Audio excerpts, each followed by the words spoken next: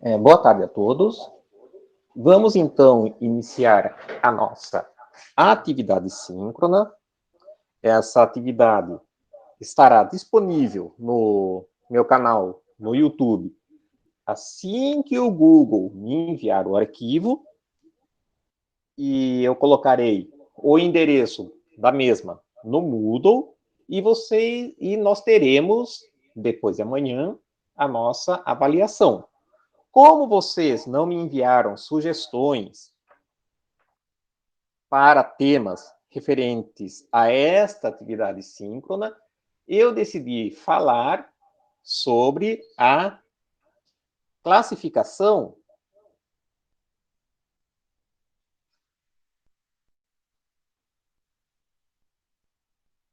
de materiais magnéticos.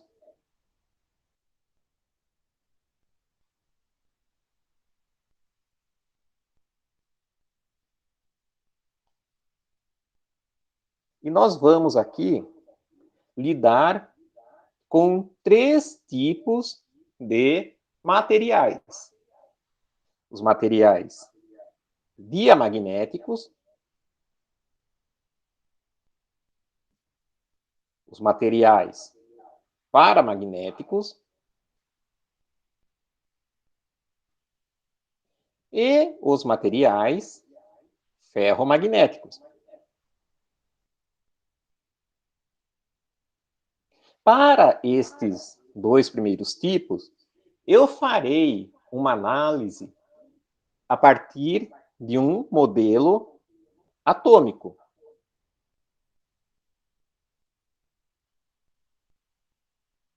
Enquanto que para este último, eu farei apenas uma análise fenomenológica.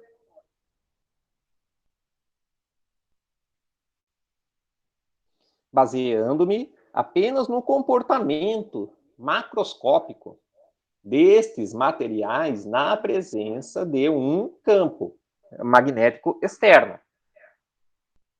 Então, vamos voltar àquela nossa definição da susceptibilidade magnética que eu chamei de QM. Nós temos que a magnetização macroscópica de um material, a partir do momento em que eu aplico um campo magnético externo, que eu chamarei de H, será diretamente proporcional a este campo, e a proporcionalidade é dada por uma constante QM, e este QM é a nossa susceptibilidade.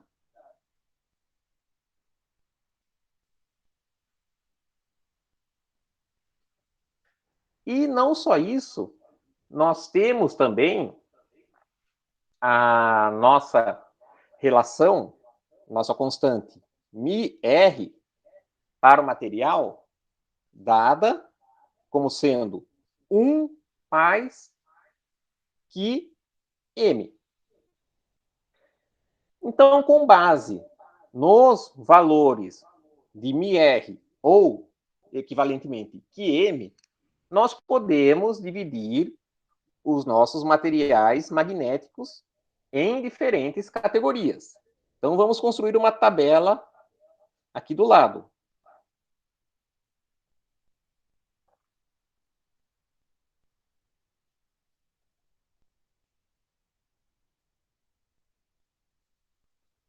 Existem materiais para os quais este QM corresponde a 0.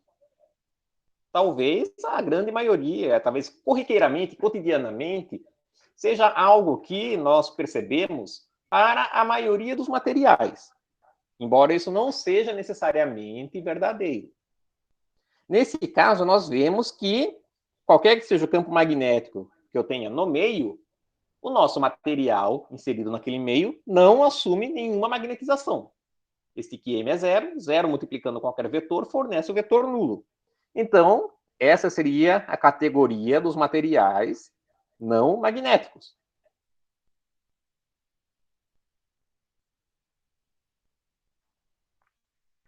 Nós podemos, por outro lado, ter um QM que seja menor do que zero. Neste caso, a magnetização estará na direção contrária à do campo magnético externo, estará no sentido contrário. Esses materiais seriam, então, repelidos pelo campo magnético. A magnetização está na direção oposta, eu vou ter uma repulsão desse material com relação à orientação do campo magnético. Estes são os materiais diamagnéticos.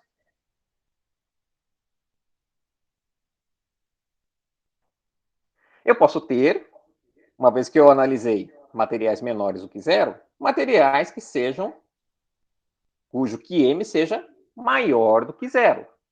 Onde eu tenho aqui o surgimento de uma magnetização na mesma direção, no mesmo sentido do campo magnético externo.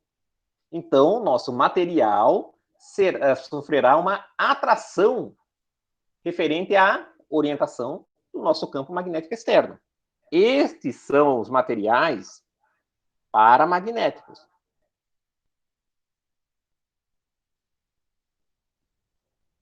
E eu posso ter uma classe particular de materiais onde meu QM é maior do que zero.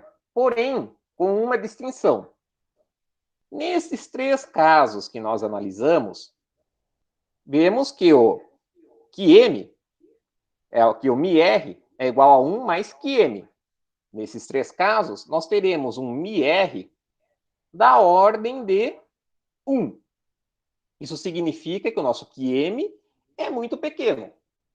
Eu vou ter 1 mais 0,0001, 00014, 20, algo assim. O nosso μr não vai diferir muito, embora nós tenhamos efeitos que possam ser percebidos macroscopicamente mesmo assim.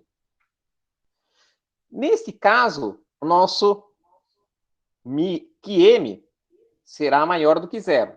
Porém, ele será muito maior do que zero. Nós estamos falando aqui de um μr da ordem de 10 ao quadrado a 10 ao cubo. Vejam que nós temos aqui um efeito, um μr, uma magnetização muito grande. Isso significa que nós teremos materiais que são ferromagnéticos.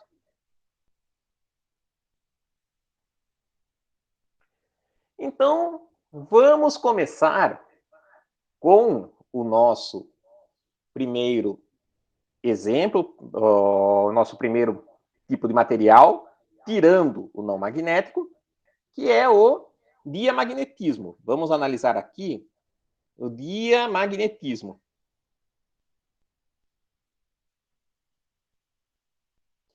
Em primeiro lugar, nós precisamos lembrar que, na presença de um campo magnético externo, se nós temos uma espira conduzindo corrente,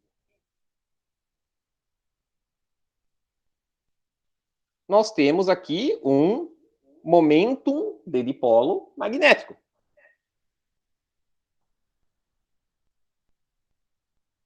Que eu vou chamar aqui de μ. Eu estou aqui tomando a orientação de μ de acordo com a regra da mão direita para a corrente. Nós vimos que se eu coloco este momentum de dipolo na presença de um campo magnético em um meio, nós teremos a ação de um torque dado por μ vetor B, que fará com que este momentum de dipolo sofra um movimento de rotação para que ele se alinhe na direção de B. Onde que nós temos, na natureza, este arranjo? Espiras de corrente. Espiras conduzindo correntes elétricas. Nós temos nos átomos ou moléculas que constituem os materiais. Então, nós vamos basear aqui a nossa análise do diamagnetismo nos momenta de dipolo magnéticos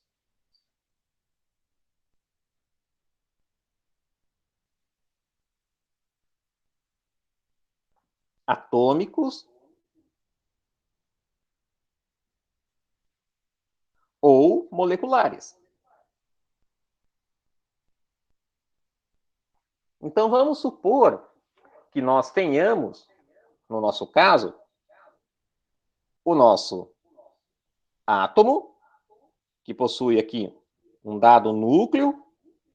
Eu vou falar aqui em termos atômicos, mas em termos moleculares, nós poderíamos supor que nós tenhamos um arranjo de vários átomos com várias nuvens eletrônicas formando as moléculas.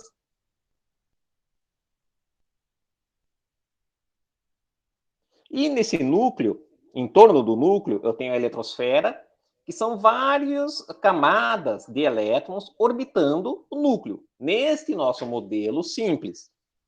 Se nós somarmos todas essas correntes dessas nuvens eletrônicas, nós teremos uma corrente líquida, uma corrente total. Então, vamos supor que eu represente esta corrente desta forma. Então, eu tenho aqui um momentum de dipolo magnético atômico que está saindo do plano da folha. Quando eu aplico um campo magnético qualquer a este arranjo, a este material, eu vou ter uma tendência destas várias correntes atômicas de se alinharem na direção do campo magnético.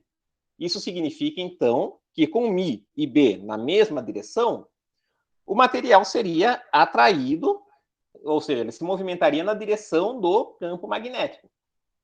Porém, nós temos de levar aqui em consideração a lei de indução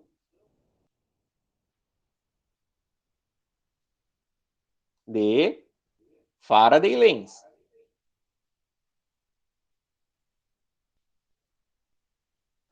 O que ocorre, na verdade, é que, com a aplicação do campo magnético, as minhas espiras de corrente vão tender a originar um campo magnético que se oponha no interior do meu circuito a este campo magnético externo. Isso significa que as correntes tenderão a rotacionar, de acordo com a regra da mão direita, nesse caso, neste sentido, de tal forma que nós teremos, nesse interior do meu arranjo, um campo magnético, BI, campo magnético induzido, na direção oposta. Logo, nós teremos aqui uma repulsão com relação ao campo magnético externo. Ou seja, o diamagnetismo é um fenômeno que nós podemos entender em termos das correntes elétricas atômicas ou moleculares do material. Nós temos essas correntes elétricas associadas certos momenta de dipolo magnéticos atômicos ou moleculares. A aplicação de um campo magnético externo provoca, pela lei de indução de Faraday-Lenz, no interior desses arranjos de corrente atômicos moleculares, um campo magnético que vai se opor no interior dessas espiras ao campo magnético externo. E nós chamamos aqui de B. Esta oposição dos campos magnéticos externo e induzido faz com que o material diamagnético seja repelido pelo campo magnético externo. Por isso que, neste caso, nós temos um material cujo μr é menor do que zero. Os campos magnéticos externo e induzido se encontram em sentidos opostos. Quais são os materiais diamagnéticos que nós encontramos na natureza? Todos. Porque todo material, madeira, vidro, esta caneta, o meu braço, nosso corpo, a janela, tudo é composto por átomos que possuem elétrons orbitando em torno dos núcleos. Então, a princípio, na presença de um campo magnético externo, todos os materiais, indiscriminadamente, seriam repelidos. Porém, este efeito diamagnético, na grande maioria dos materiais, é muito sutil. E ele pode coexistir com os fenômenos do diamagnetismo, do paramagnetismo, pode coexistir com o paramagnetismo e com o ferromagnetismo, então ele acaba sendo ofuscado por esses outros fenômenos, que nós vamos analisar agora.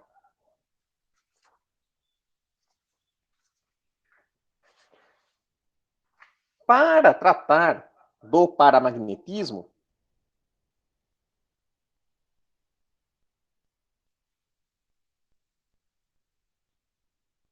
nós precisamos, para uma análise molecular, de ferramentas da física estatística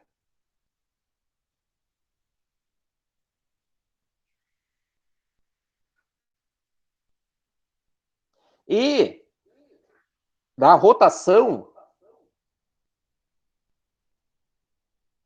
do elétron em torno de si mesmo.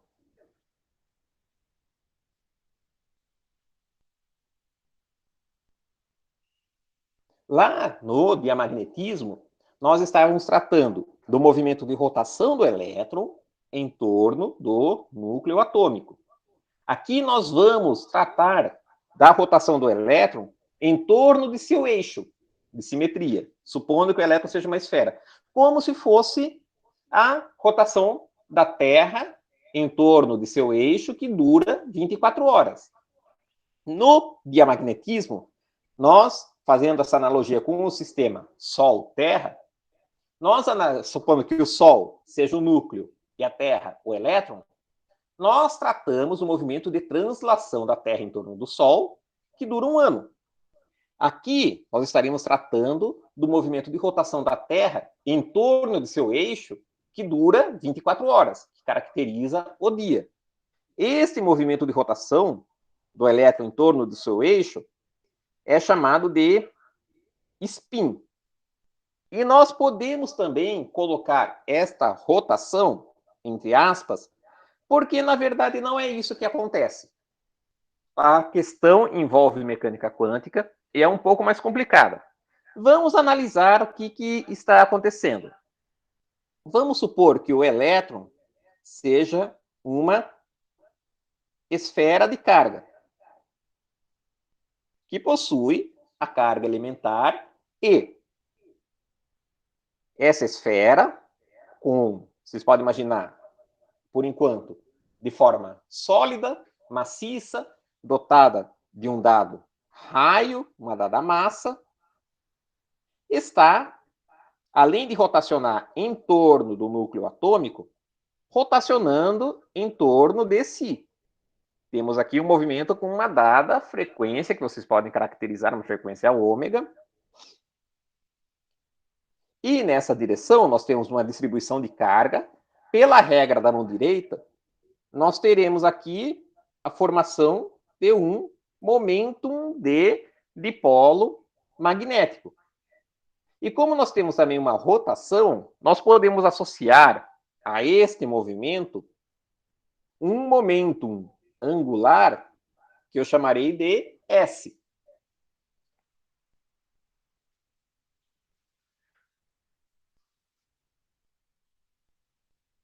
Assim, nós temos que o elétron é uma esfera que possui um dado movimento de rotação, dado por uma dada, associado a uma dada velocidade v. Se eu dividir o v pelo raio, eu terei uma dada velocidade de rotação, ômega. Porém, se nós utilizarmos os dados numéricos que nós medimos referentes ao elétron para a massa, para o raio e para a velocidade, nós obteremos que esta velocidade de rotação, vou colocar aqui em módulo, seria maior do que c, que é a velocidade da luz no vácuo. Isso acaba contrariando a relatividade especial. Não é possível nós obtermos na natureza velocidades que sejam superiores à velocidade da luz do vácuo, que denotamos por c. Por isso, nós não dizemos que o elétron, na realidade, tem esse momento angular devido ao movimento de rotação em torno de si. Nós dizemos que esse é um momento angular intrínseco ao elétron, independente de rotação.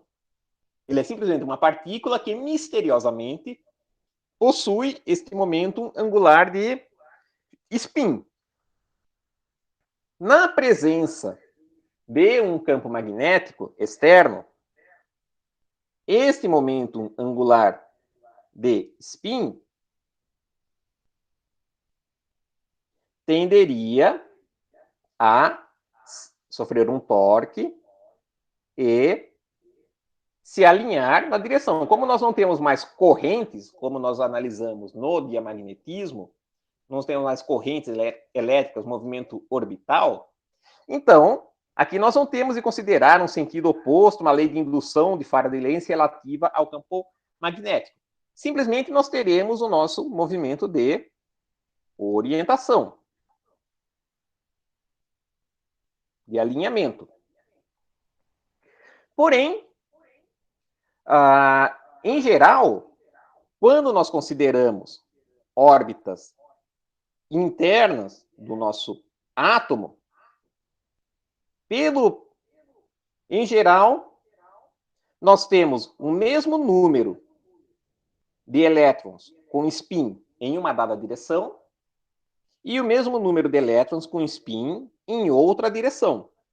Isso significa que na maior parte em todas as órbitas internas do nosso átomo, o momento angular de spin total será zero.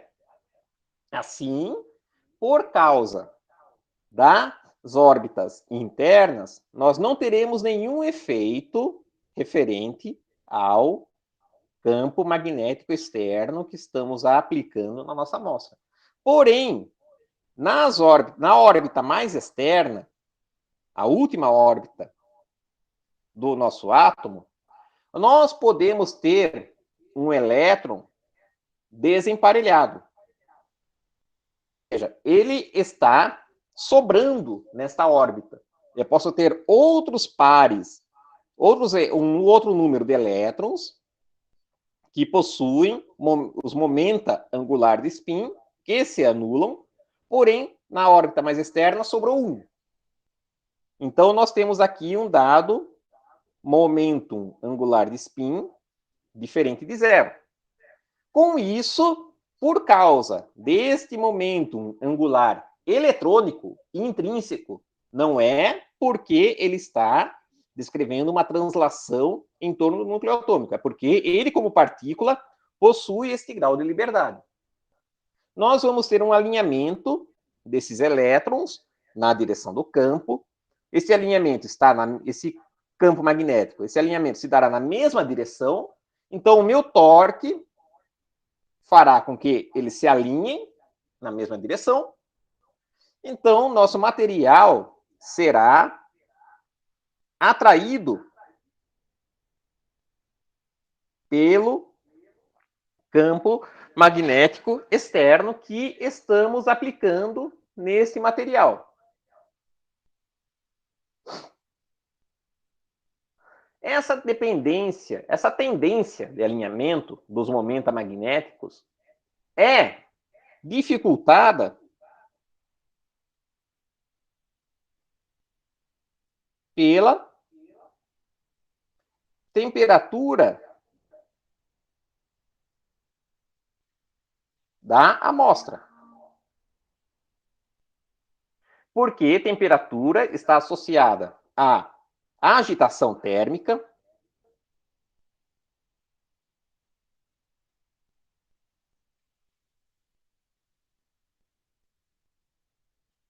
fazendo com que a susceptibilidade magnética diminua com o aumento da temperatura. Porém, este alinhamento é mais eficiente quanto maior for o campo magnético externo.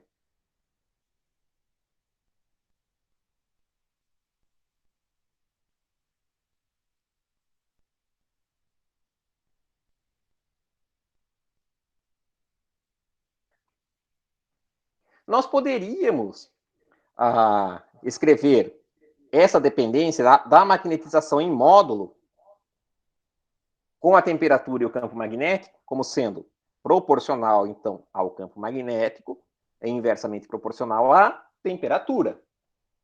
A proporcionalidade é dada por uma constante C maiúsculo, e esse C maiúsculo é chamada de constante de Curie,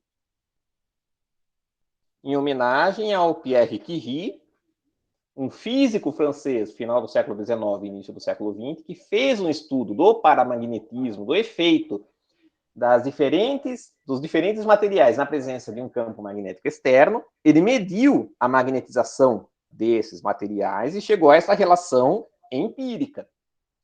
Depois, com o advento da mecânica quântica, nós pudemos obter uma expressão exata para a magnetização que é proporcional a uma tangente hiperbólica de uma dada constante multiplicando o campo magnético e sendo dividida pela temperatura. Quando nós estamos em um regime de campos fracos,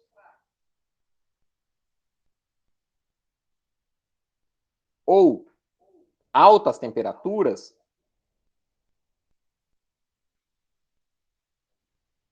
nós expandimos a tangente hiperbólica em série de Taylor e obtemos esta expressão aqui. Nós identificamos a constante de Curie em termos de parâmetros mais fundamentais da natureza. Entre eles, a própria constante de Boltzmann.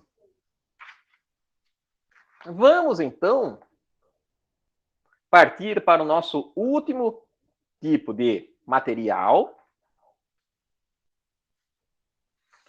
que são os materiais ferromagnéticos.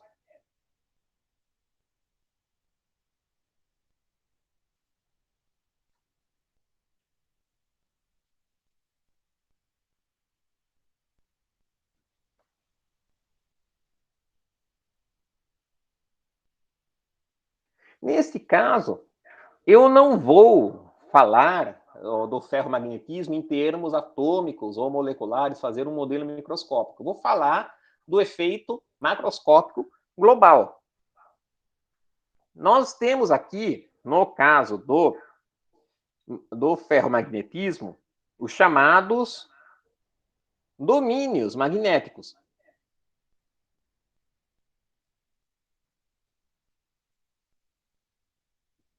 O que significa isso? Se eu tenho uma dada amostra macroscópica de material, eu vou ter diferentes regiões nesse material. Vamos representar aqui uma superfície de material, como se essa folha, por um exemplo, fosse um material ferromagnético. Eu teria aqui na folha diferentes regiões em que, em uma dada região, nós temos magnetização nesta direção, formando uma magnetização global nesta direção, para a esquerda. Aqui, nós teríamos uma região com uma mudança abrupta para uma magnetização na direção oposta. Nesta outra região, vamos colocar magnetização na direção oposta. E aqui também, vejam que nós temos magnetizações em direções diferentes. E aqui no centro, eu vou colocar a magnetização para cima. São domínios, são ilhas, onde as magnetizações mudam de direção. Se eu, agora, aplicar um campo magnético externo nesta direção, por um exemplo, nós veremos que as magnetizações que possuem a orientação no mesmo sentido irão aumentar, enquanto que esta região que possui uma magnetização na direção perpendicular do campo magnético diminuirá. Nós passamos para uma situação desse tipo.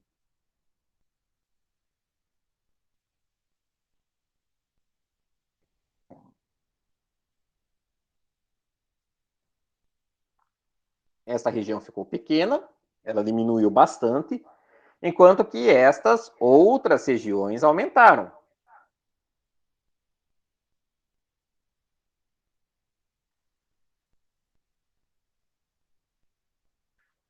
Então, se nós analisarmos o comportamento da magnetização, neste caso aqui, por um exemplo, com relação ao campo magnético externo aplicado, nós vamos aumentar a intensidade deste campo e veremos que a magnetização se comporta desta forma. Ela vai crescer até que atinge um dado valor que nós chamamos de magnetização de saturação. Ela não vai além deste valor. Ela se aproxima desta reta de forma assintótica.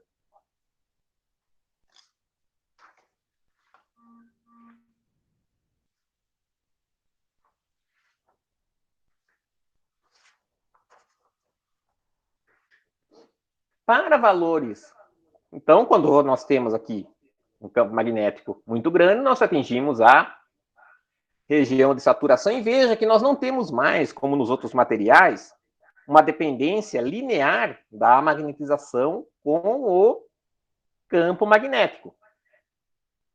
E nós podemos obter, então, a chamada e a magnetização, além disso, quando nós revertemos a direção do campo, não atinge, ela não segue este mesmo caminho. Nós podemos ter uma configuração diferente uma magnetização diferente quando nós reduzimos o campo a zero. Então, surgem as chamadas curvas de histerese.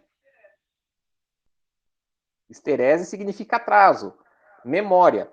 A minha magnetização inicial fica deslocada da magnetização que eu tinha antes de aplicar o campo magnético. Em todo esse processo, ocorre dissipação de energia. Logo, a aplicação desse campo magnético provoca uma alteração na temperatura do material. Basicamente é isso que eu teria para falar.